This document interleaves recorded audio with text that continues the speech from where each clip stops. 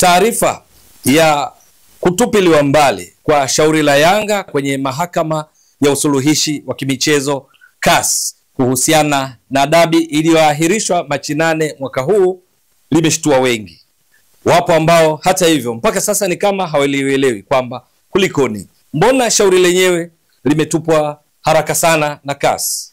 Ni kwa sababu moja tu, pamoja na maelezo mengi ya kisheria kuhusiana na shauri hili ambalo Yanga waliwapeleka shirikisho la mpira wa miguu nchini TFF, bodi ya ligi TPLB na wekundu wa Msimbazi klabu ya Simba kuhusiana na dabi hiyo ya Machi 8 ambayo iliahirishwa na bodi ya ligi kwa namna ambayo Yanga hawakuridhia na wakataka wapewe pointi 3 na mabao 3 kwa sababu ilisimamishwa kwa kile ambacho alikieleza wazi kwamba kanuni hazikufuatwa, kanuni za ligi kuu Tanzania bara msimu wa 2024-25.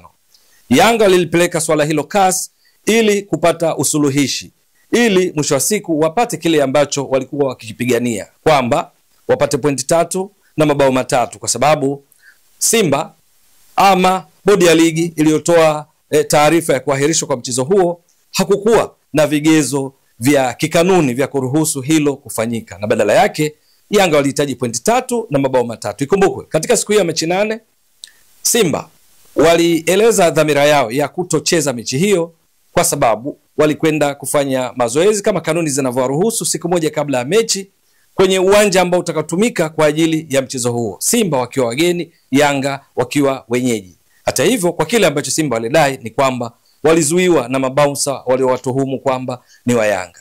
Baadaye siku inayofuata bodi ya ligi ambayo awali ilieleza kupitia kwa mwenyekiti wake Steven Mbuto kwamba mechi itakuwa pale pale, ikatangaza kwamba imeahirisha mchezo huu, jambo ambalo Yanga hawakuridhia, na badala yake siku hiyo Yanga walikwenda uwanjani katika siku ambayo hata hivyo mechi haikuchezwa kwa sababu Simba hawakutokea wala mamlaka za mpira wa miguu ikiwamo waamuzi hawakutokea kwa sababu ilishaelezwa na bodi ya ligi kwamba mchezo huo umeahirishwa. Sakata hilo likaipeleka Yanga CAS, na sasa CAS imefuta swala hilo, shauri hilo. Na ni kwa sababu gani? Ndipo hapa ni vizuri kuelezana kupitia jukwaa hili kwamba pamoja na maelezo marefu ya kisheria kuhusiana na mwenendo wa swala hilo ikihusisha wanasheria wa Yanga, wanasheria wa shirikisho la mpira wa miguu TFF na bodi ya ligi, lakini pia wanasheria wa Simba, lakini mwisho wa siku CAS ililitupilia mbali swala hilo kutokana na maelezo machache tu kwamba haina mamlaka ya kushughulikia swala hilo. Yes, haina mamlaka ya kushughulikia swala hilo kwa ngazi iliyopo, ikiridhia au ikikubaliana na hoja za walalamikiwa kwamba CAS haina mamlaka. Ni kwa sababu gani? Kwa mujibu wa taratibu ni kwamba CAS hushughulikia rufani pale ambapo mamlaka husika katika nchi husika za mpira wa miguu zinakuwa tayari zimeshafikishiwa swala husika na kufanya maamuzi ambayo mwisho wa siku ndio hukatiwa rufaa. Lakini kwa maelezo ya CAS ambayo kwenye maamuzi yake katika kulitupilia mbali, kulitupilia nje swala hili kwa kutolishughulikia na badala yake kulirejesha kwa mamlaka za mpira wa miguu nchini TFF na bodi ya ligi, ni kwamba limefikishwa kwao wakati likiwa bado halijashughulikiwa na mamlaka zote za Tanzania katika kushughulikia mpira wa miguu. Kwa sababu hiyo CAS wameona kana kwamba wao hawastahili kulishughulikia swala hili. Taratibu zao wao kwa mujibu wa kuwapo kwao na kwa mujibu wa namna ambavyo katiba ya TFF inaelekeza ni kwamba wao wanashughulikia baada ya mamlaka zote kulishughulikia shauri husika na maamuzi yake ndipo hukatiwa rufaa kwao, na ndipo wao huingilia kati katika kufanya usuluhishi wao. Hilo la kwanza.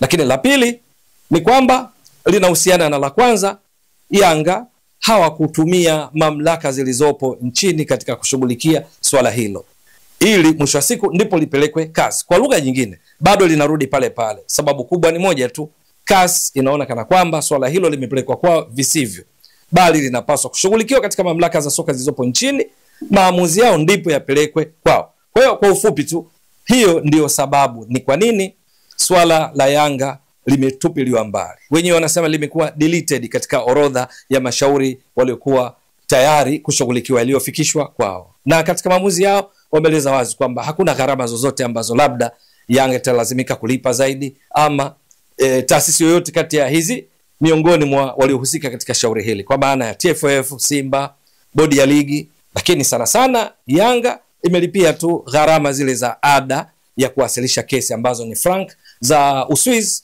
1000. Bas, kwa hiyo maelezo kwa ufupi ni hayo, kwamba shauri lenyewe halikupata hata nafasi ya kujadiliwa kwa kina kipengele kwa kipengele, kwa sababu lilitupiliwa mbali mapema na CAS kutokana na sababu nilizozieleza, ambazo CAS katika kusikiliza hoja za walalamikiwa wakaona kwamba ni kweli zina mashiko, kwa sababu swala lenyewe lilikuwa bado halijafikia level au kiwango cha kushughulikiwa na CAS.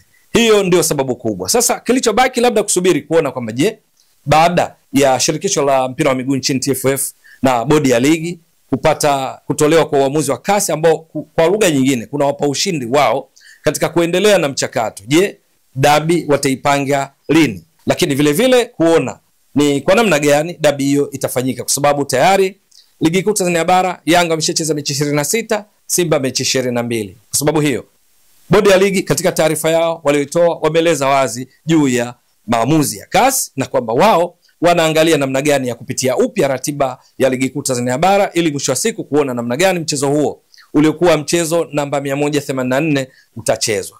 Je, Yanga Simba katika dabi hiyo nani taibuka kidedea? Hilo ni swala la kusubiri, lakini bila shaka ni dabi inayotazamiwa kuvutia wengi sana kutokana na tukio hili ambalo chanzo chake inafahamika wazi katika siku ya Machi 8.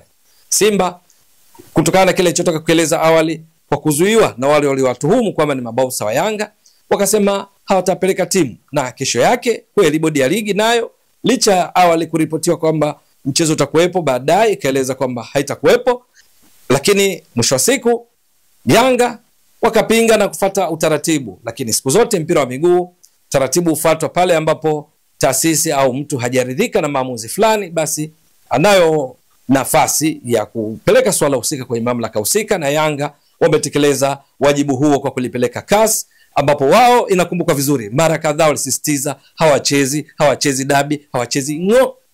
Lakini katika wakisisitiza hilo walisema ni mpaka pale CAS itakapotoa maamuzi yake. Na sasa CAS imetoa maamuzi kwa kujiondoa wao, kwa kurejesha mpira kwa TFF, kwa bodi ya ligi ili waendelee na mchakato.